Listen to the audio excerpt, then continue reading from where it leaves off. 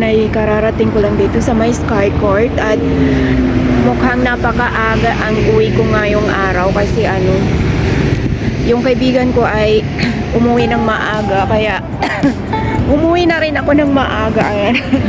Nagde-dry na yung lalamunan ko. So ngayon, kagaya ng ginagawa ko pag umuwi ako ng bahay ay dumadaan ako dito sa may Sky Court para mamili ng mga gusto kong kainin, kagaya ng mga bihon, ayun, 5 sardines, at saka kung ano-ano pa yung gusto kong kainin. At syempre, kakain muna ako dito sa dito sa mga restaurant dito sa may Sky Court. Para pagkadating ko ng bahay, wala na akong gagawin, magpapahinga na ako, ayan.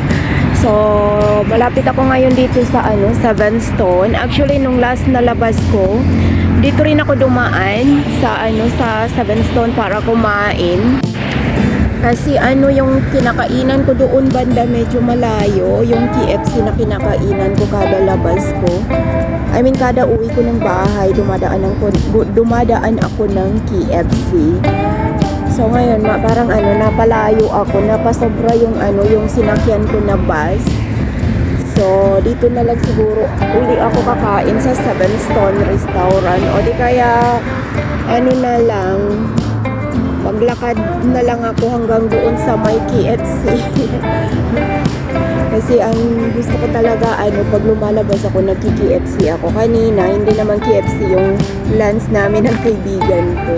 Masarap talaga kasi ang manok ng KFC, guys. dito sa abroad, ang fast food talaga na ko ay ang KFC o di kaya ang Albe. Kaya mahilig ako sa manok kahit na yung iba na nandito sa Middle East ay nagsasawa na sila ng manok, pero ako hindi ako nagsasawa ng manok. Paborito ko talaga ang pritong manok. Ayan. So siguro baka maglakad na lang ako papunta doon. Doon malapit sa may mosque na yon, ang KFC. Kasi yung itong Seven Stone na kinainan ko nung last week, hindi ko masyado gusto yung masarap yung yung mga kebab nila, kaso hindi ko gusto yung yung bigas nila, kasi yung bigas nila, I mean yung kanin kasi nila ay matigas kaya hindi ako masyado ginanahan. So ayun, baka lakarin ko na lang yung KFC doon sa malapit sa mosque at magki-KFC na lang ako. So ayan, kakatapos ko lang mag-grocery, kaya ayan, maglalakad ako hanggang doon sa malapit sa mosque na iyon para mag-dinner sa may KFC. Ayan. At parang nakakatakot dito maglakad kaya walang katao-tao, guys. So medyo madilim at parang lulubog yung sapatos ko. Ngayon lang ako dito dumaan kasi doon ako dapat dumadaan sa may highway na iyon. May mga sasakyan na dumadaan-daan doon. Ay kaso gusto kong maglakad sa medyo malapit lang, kaya nag-shortcut ako at dito pa talaga sa madilim na ito. Medyo kinakabahan din ako. Kahit na alam naman natin na napaka-safety naman dito, pero nakakakaba. Madilim at walang katao-tao.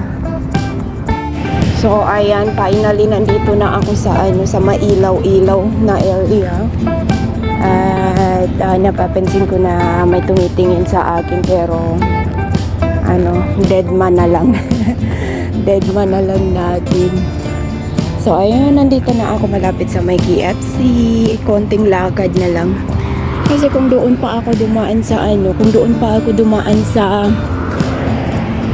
may kalsada, napapalayo ako, kaya dito na lang ako bagtas ba yung tawag sa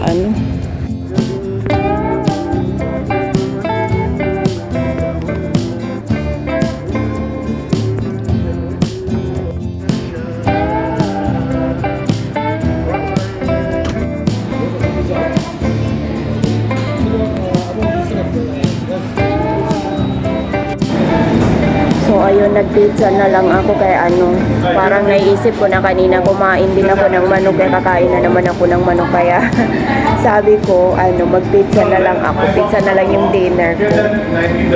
Para naman ano, para naman maiba naman yung nakain ko ngayong araw.